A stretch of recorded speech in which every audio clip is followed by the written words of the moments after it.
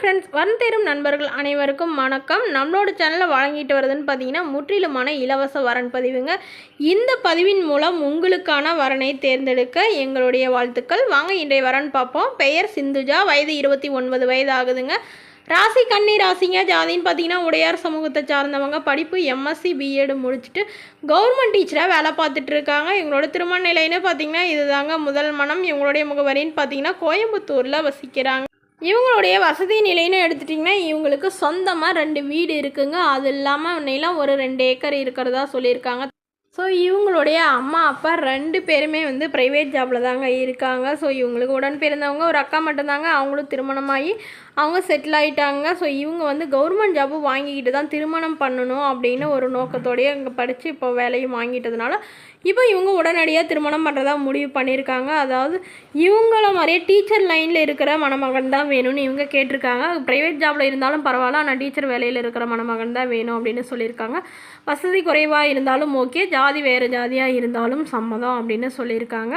மேற்கொண்டு இந்த மணமகள் என்ன எதிர்பார்க்குறாங்கன்னா, மணமகன் ஒரு நடுத்தர குடும்பத்தை சார்ந்தவராக இருக்கணும் அப்படின்னு சொல்லியிருக்காங்க. நல்லா அன்பாக பார்த்துக்கணும், எந்த வித கெட்ட பழக்கமும் இருக்கக்கூடாதுன்னு சொல்லியிருக்காங்க.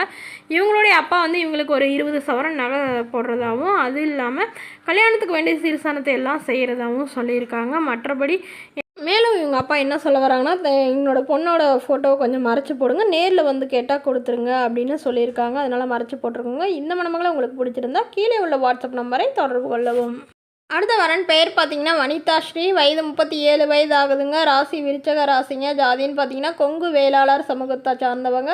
படிப்பு 10ஆம் வகுப்பு முடிச்சுட்டு இவங்க பிளாஸ்டிக் கடையை வச்சுருக்கிறதா சொல்லியிருக்காங்க. இவங்களோட திருமண நிலைன்னு பார்த்தீங்கன்னா இவங்களுக்கு 2ஆம் மனம் தாங்க. இவங்களுடைய முகவரின்னு பார்த்தீங்கன்னா இவங்க தஞ்சாவூரில் வசிக்கிறாங்க. ஸோ இவங்களுக்கு ஒரு சொந்த வீடு மட்டும்தாங்க இருக்குது. அது இல்லாமல் ஒரு 2-3 பிளாட் வாங்கி போட்டிருக்கிறதா சொல்லியிருக்காங்க. ஸோ இவங்க சொந்தமாக பிளாஸ்டிக் கடை நடத்திட்டு வராங்க. இவங்களும் இவங்களுடைய ஹஸ்பண்டும் தாங்க நடத்திட்டு வராங்க. அவர் சமீபத்தில் ஹார்ட் அட்டாக்கில் தவறிட்டதுனால இவங்க இப்போ அதை ரன் பண்ணிட்டு வராங்க. நல்ல ஒரு வருமானம் வரதா சொல்லியிருக்காங்க. இவங்களுக்கு குழந்தைங்களாம் எதுவும் இல்லைங்க. அதனால தனிமையில் தாங்க வசிக்கிறாங்க. அம்மா அப்பாவும் இவங்களுக்கு இல்லைங்க. யாரும் இல்லாமல் ஆதரவு இல்லாமல் இருக்கிற இவங்களுக்கு நல்ல ஒரு அன்பான துணை வேணும்னு எதிர்பார்க்குறாங்க.